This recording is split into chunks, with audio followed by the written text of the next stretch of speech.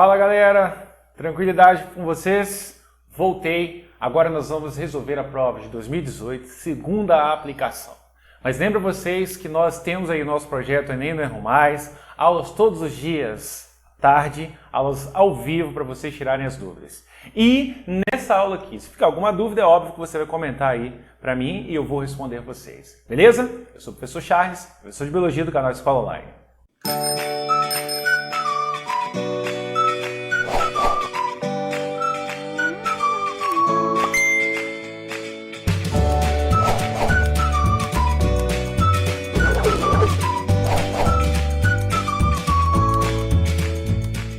Questão número 1, galera. Diz assim, ó.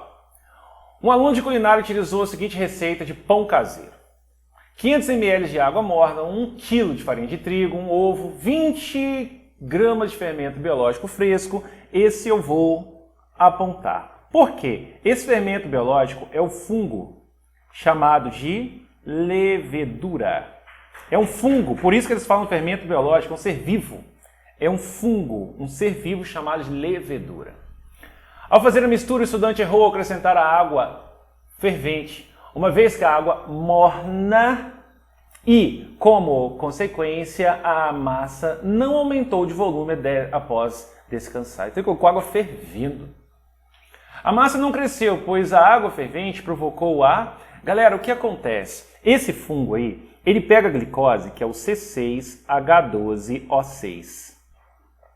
O fungo produz 2 ATPs, que são moléculas que ele precisa. Ele produz moléculas de CO2, que faz a massa crescer. E produz também 2 moléculas de álcool, 2 moléculas de etanol, que a gente fala etanóis no plural. Show? 2 moléculas. Então o que aconteceu ao colocar a água fervendo, Charles? Solubilizou o açúcar, o cozimento da farinha de trigo, inativação do fermento biológico? Pessoal, e inativação, talvez até a morte dos fungos ou mesmo inativação das enzimas fúngicas. E aí ele não produziu o CO2, por isso a massa não cresceu. Essa é a nossa questão número 1, 2018, segunda aplicação. Olha o que ele diz. Questão 2. A família Silva é composta por 3 crianças. Tem lá a criança André, a criança Carlos e a criança Murilo. Todos filhos do casal Magda e Silas. André é o filho mais velho, enquanto Carlos e Murilo são caçulas e gêmeos idênticos. Gente, eu vou marcar isso. Carlos e Murilo são caçulas e gêmeos idênticos. Quando eu falo que eles são idênticos, eu falo que eles são clones. Eles são iguais do ponto de vista genético. Carlos e Murilo são iguais do ponto de vista genético. Diz que Murilo descobriu que possui leucemia e que necessita de um transplante de medula óssea. Você pode falar assim, Charles, mas se Murilo tem, Carlos também tem, né? É porque a leucemia pode ser, e foi nesse caso, uma mutação. Aconteceu espontaneamente no corpo de um e não do outro. Porque se fosse hereditário, se já estivesse neles, os dois deveriam ter. Mas olha que pergunta boba. Murilo descobriu que tem leucemia e que necessita de um transplante de medula óssea. O mais provável doador compatível de medula óssea para o Murilo é, pessoal, Carlos e Murilo estão escritos aí, são caçulas e são gêmeos idênticos, e são clones. Então, se Murilo tem problemas na medula óssea, talvez a medula óssea de Carlos seja compatível para ele. Possibilidade praticamente 100%. Ok?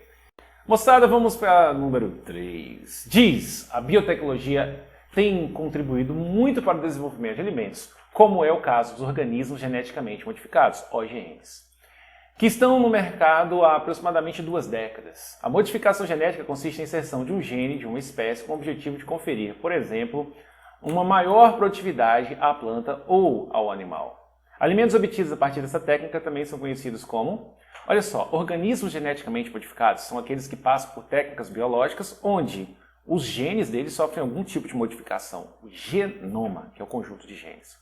Os transgênicos são aqueles que recebem genes de outras espécies. A prova do Enseja tem cobrado isso continuamente, assim como a prova do Enem também. Então, gente, transgênico é o ser vivo que tem genes que não é dele, não é da espécie dele. Tipo, o cachorro ter genes do pé de manga. É, pessoal, isso cabe. Resposta, letra C de casa. Show? Tranquilos? Vamos à questão número 4. Diz ali, ó, após uma excursão técnica, Um estudante escreveu um relatório para entregar ao professor de ciências, no qual constavam as seguintes informações. Diversos animais foram reconhecidos. Acredito que eles fazem parte do reino animal e são heterotróficos. São animais, fazem parte do reino animal e são heterotróficos ou heterótrofos. Quer dizer que eles não fabricam seu próprio alimento. E são pluricelulares, ou seja, feitos de várias células. Também foram vistos vários cogumelos grudados no tronco de uma árvore que são autótrofos e unicelulares. Gente, cogumelo autótrofo quer dizer que cogumelo faz fotossíntese. Está errado. Cogumelo é um fungo e fungo não faz fotossíntese. Unicelulares e pertencentes ao reino dos fungos. Olha só, se ele viu o cogumelo grudado nas árvores, o cogumelo que ele viu não é unicelular. Tá vendo? São pluricelulares, mas nos fungos, no reino fúngico, a gente tem indivíduos que são uni e indivíduos que são pluricelulares, feitos de muitas células. E pertencem ao reino dos fungos, tudo bem. Foi possível identificar várias plantas que pertencem ao reino das plantas, que fazem fotossíntese e são pluricelulares, tudo certo. Os animais, os fungos e as plantas têm em comum o fato de serem eucariotos. O que é eucariotos? São aqueles indivíduos que a célula tem núcleo e tem várias organelas, como mitocôndria, cloroplasto, complexo de Golgi, retículo endoplasmático, lisossomo. São organelas celulares. Amiguinhos, olha o comando. Considerando a classificação dos seres vivos, o relato apresenta a seguinte incoerência textual. Incoerência textual quer dizer um erro. Qual é o erro, pessoal? O erro é dizer que os cogumelos são autotróficos. Os cogumelos não são autotróficos. Autotrófico é aquele ser vivo que produz seu próprio alimento. Os cogumelos não fazem isso. Show? Questão número 4, então, foi para conta. Vamos à questão número 5. Diz que o camarão abundante em muitos lugares poderá servir para limpar rios poluídos. Ó, que doideira, hein? Camarão nos rios. Segundo a Universidade de Campinas, eles falaram. Isso se deve ao fato de que a quitosina em pó, obtida da fibra do exoesqueleto do camarão, reage com metais pesados, formando aglomerados na água. Posteriormente, essa água é filtrada para retirar o material sólido. O principal risco desse processo é o destino dos resíduos formados. Então, assim, depois que a quitosina ela se juntar, aglomerar aquilo ali, vai gerar um resíduo. Para onde vai esse resíduo? É isso que ele está perguntando. Comando. Analisando os riscos e benefícios do processo contido no texto, ele pode ser disseminado se houver. Ou seja, você vai despoluir os rios usando esse artifício, mas ele deve ser disseminado. Porém, tem um risco. Para onde vai esse resíduo? O resíduo vai ser incinerado? Você vai implantar em rios menos poluídos? Mas a ideia não é rios poluídos? Para despoluir? A letra B tem nada a ver. Descarte dos metais pesados em lixões. Lixão é um local que recebe produtos sem que você saiba qual o produto, sem que você saiba a quantidade que você pode colocar lá. Letra D. Descarte de resíduos em aterros sanitários. Os aterros sanitários são locais onde, de forma muito controlada, você descarta um volume de resíduo e você sabe o que você está descartando, qual o tempo. Então, depois que você despolui o rio usando os camarões, você vai realmente descartar isso que você filtrar num aterro sanitário e aí o impacto é baixo. Bacaninha? Bacana essa questão, né? Bem interessante, bem construída. Essa aí já é uma questão bem mais fácil. A outra também é fácil, essa é bem simples. Ele diz que a fotossíntese é um processo responsável pelo armazenamento de energia nos seres autótrofos. Desse processo resulta a liberação de substâncias fundamentais para a manutenção da vida. Quais são as substâncias produzidas, Charles? São produzidas glicose e é produzido também o oxigênio. A glicose, pessoal, é um carboidrato, ou se você preferir, chama de açúcar. Ele diz assim, ó, o denominado sequestro de gás carbônico atmosférico, feito pelos seres clorofilados durante esse processo, é efetivado na etapa de... Em que momento que o CO2 pego durante a fotossíntese, ó, você pega lá, ó, 6 moléculas de CO2, reage com 12 moléculas de água. Olha a equação química, galera. E aí você produz o quê? Você produz glicose, C6H12, ó, 6. Produz 6 moléculas de oxigênio e produz 6 moléculas de água. É isso. No momento em que você pega o CO2, que é um gás, e joga na glicose, você usa o carbono do CO2 para fazer glicose, você promoveu o sequestro de carbono. A produção de glicose é o sequestro de carbono. Plantas fazem isso e principalmente as algas fazem isso. Algas, que são as maiores produtoras de oxigênio do planeta Terra, fazem isso. Show? Vamos a 7? Diz assim, ó, diversos estudos sobre a origem do milho moderno nos remete aos antigos povos do México. Pesquisadores defendem que esses povos teriam desenvolvido um milho de espiga grande e doce, a partir de outra planta de espiga pequena e dura, ou que ele chama teoscinto. Parece que esses povos foram os primeiros melhoristas de plantas das Américas. Melhoristas, galera, prova de 2018. O 2018, primeira aplicação, cobrou a mesma coisa. Essa questão é praticamente repetida. A ideia de você melhorar uma espécie é a ideia que nós chamamos de seleção artificial. Você pega os melhores, no caso as maiores plantas, as plantas que já estavam produzindo espigas, e você planta aquele caroço de milho no solo. Daí, na outra geração, já vai ter indivíduos iguais àquele. Mas surgiu um melhor ainda. Então você planta os milhos, os caroços, daquele que é melhor. Isso chama-se seleção artificial. Ao longo de muitos anos, nós chegamos ao tamanho das plantas de milho que nós temos na atualidade. Amiguinhos, vamos para o comando. Os antigos povos mexicanos, ao longo do tempo, auxiliaram no desenvolvimento do milho ao adicionar maior quantidade de água ao plantio, plantar o teoscinto em solos mais ricos em nutrientes, induzir mutações por maior exposição ao sol em cultivos abertos, selecionar para o novo plantio as melhores sementes do cultivo anterior. É isso aí, galera. É como se ele tivesse pegado o cachorrinho mais bonito daquela ninhada e cruzado com o cachorrinho, a cadelinha mais bonita da outra ninhada. É a seleção artificial, o homem guiando para onde a planta vai. Os ancestrais realmente do milho são plantas bem pequenas e que não tem nada próximo de uma espiga de milho. Bacana? Tá aí, ó, muito legal a questão, muito bem construída, muito bonita. Questão número 8. Diz assim, são ações de prevenção da dengue. Gente, dengue é veiculada por um vetor. E o vetor é mosquito, está sempre vindo na prova deles. O vetor é o mosquito. Chaves, o que é vetor? Eu não lembro disso. Vetor é aquele cara que leva a doença de um lado para o outro, dissemina a doença no local. Ele diz que tampar bem as caixas de água, guardar garrafas de boca para baixo e manter pneus cobertos, colocar areia nos pratos dos vasos de planta. Em áreas urbanas com as mesmas ações também é possível se prevenir de... Aí você tem que ter as manhas. Dengue é veiculada pelo mosquito Aedes aegypti. Dentre as doenças citadas, tem um outro que também é veiculado por mosquito, e o mosquito, inclusive, é o Aedes aegypti, que é a febre amarela. Mas não se esqueçam que a febre amarela tem a melhor forma profilática, ou seja, a melhor forma de evitar, profilaxia, que chama-se vacina, o qual, na dengue já existe vacina, mas a vacina não imuniza muito bem, por isso que a gente não investe nela. Entenderam, pessoal?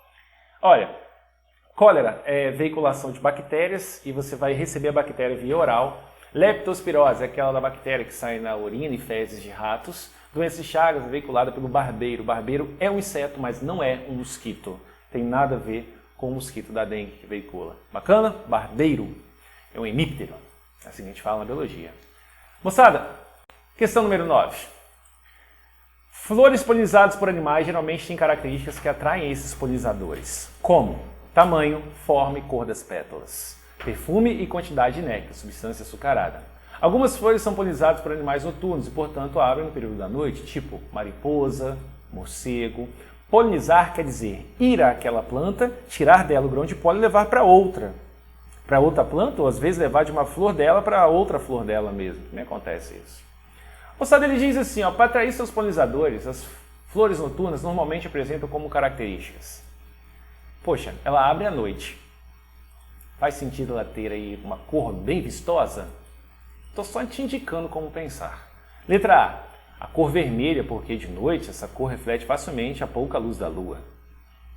Pouca luz da lua. Estranho isso, hein? Letra B, produção de muito néctar, porque os polinizadores noturnos precisam de mais alimentos que os diurnos. Os caras que polinizam à noite precisam de mais açúcar do que aqueles que polinizam durante o dia. Intenso perfume, porque a orientação dos polinizadores noturnos pelo olfato é melhor que a orientação pela visão. Letra D diz pequeno tamanho das pétalas, porque os polinizadores noturnos são animais com alta capacidade de percepção.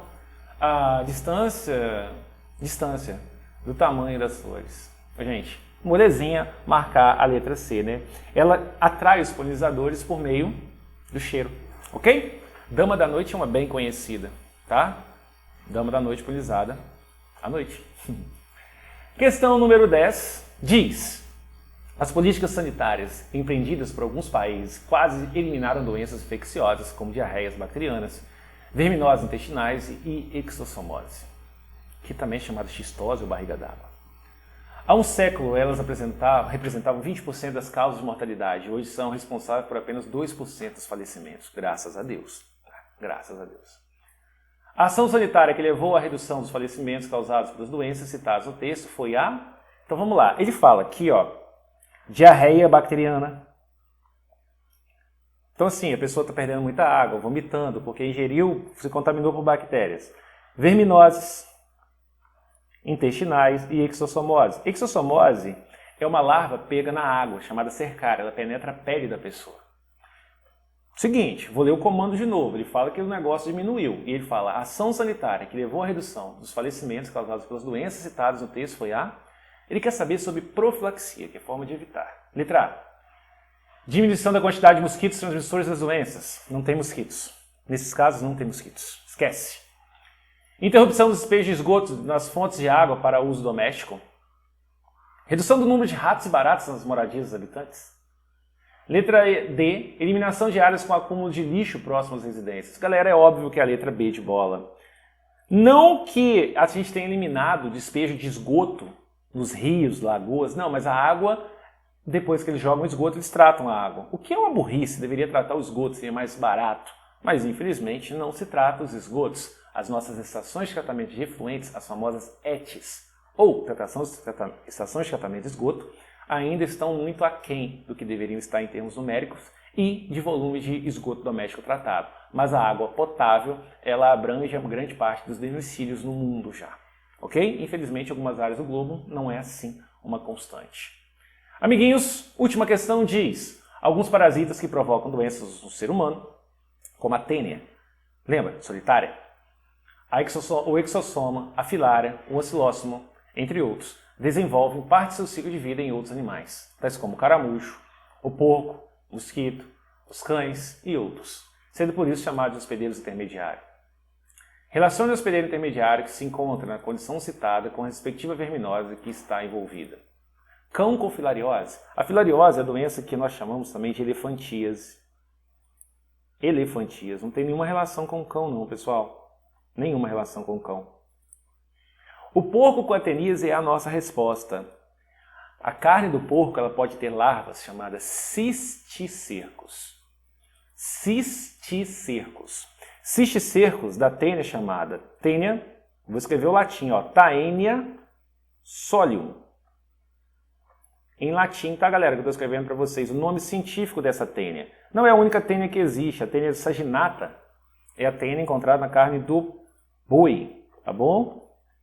É um tipo de solitária. Tem a Diphyllobothrium latum, encontrada em outras espécies também. Tem carne de aves, carne de carneiro, carne de porco, tá bom? Carne de peixe, porco de testado. Caramujo e oscilostomose. Não, o oscilóstomo não tem nada a ver com caramujo. O oscilóstomo é aquela doença, chamada também amarelão, que tem a ver com jeca-tatu. A larva está no solo, penetra a pele da pessoa, geralmente o pé, por isso fala para não andar descalço, e aí causa o amarelão, porque o verme causa anemia, a pessoa fica pálida.